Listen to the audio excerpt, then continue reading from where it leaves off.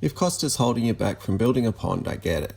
When I first looked into it, I was getting quotes for tens of thousands of dollars for a pretty simple 3 metre by 4 metre pond. And that was years ago, so I can only imagine what it costs now. Now, to be fair, I'm not having a go at pond builders, they've got to make a living too. But when I added up the labour, the materials and the filtration systems, it gets pretty expensive very quickly. And here's the thing that most people don't realise. You don't need to start there.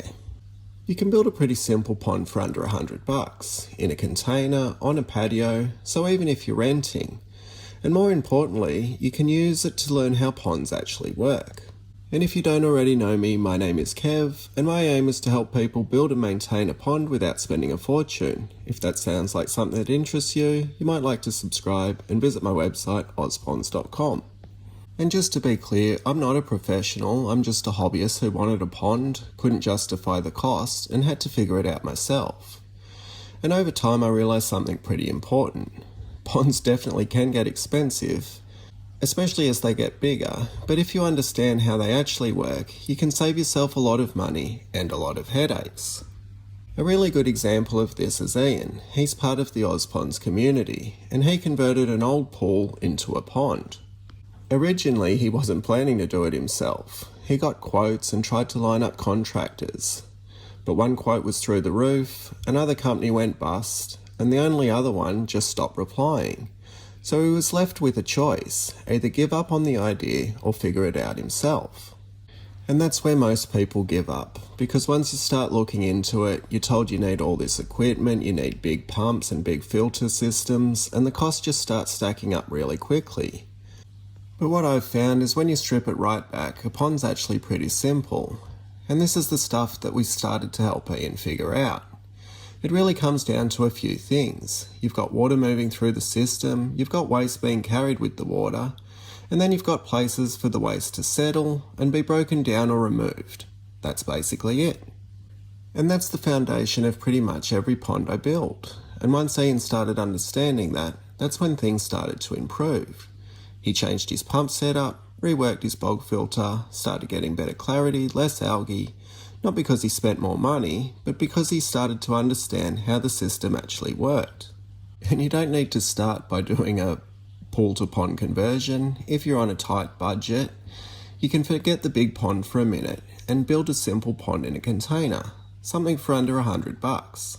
You can grab an old wine barrel, a pot, really anything that holds water. You don't need a pump, you don't need a filter, just some dirt, a bit of sand, a few plants and a couple of fish. And that's enough to get things going. And what that little pond does is it teaches you how the whole system actually works. You start to see how waste builds up, how plants use those nutrients, and how the water clears over time. You start to see how everything starts to balance itself out. And that little pond might not look like much, but it teaches you everything you need to know before you start to go bigger. And once you have that understanding, you can start scaling things up. A good example of that is Craig. He built a pond out in Arizona. Full sun, 40+ degree heat, not exactly ideal conditions. But even in that environment, he's still having success. And that's the key. It wasn't the location, and it wasn't throwing money at it. It was just the way that the pond was designed.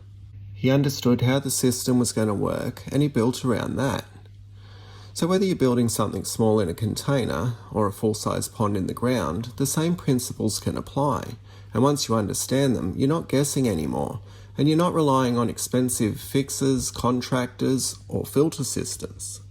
So at the end of the day, you've got two options. You can go down the path of hiring a professional, and there's absolutely nothing wrong with that. Or you can take the time to understand how ponds actually work and build something yourself. That's the approach Ian took, that's the approach Craig took, and that's the same system I use in all my ponds.